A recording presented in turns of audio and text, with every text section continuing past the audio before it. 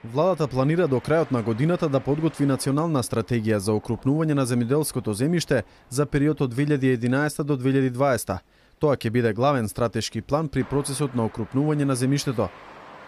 Документот предвидува постепено воведување на инструментите за окрупнување на земјоделското земјиште, кои што во пракса веќе долг број на години се имплементираат во земјите на Европската унија, и тоа преку едноставна доброволна размена на земјиштето помеѓу индивидуалните земјоделци до размена со менување на големината на парцелите и вклучување на инфраструктурни објекти и проекти кои што се од интерес на локалното население.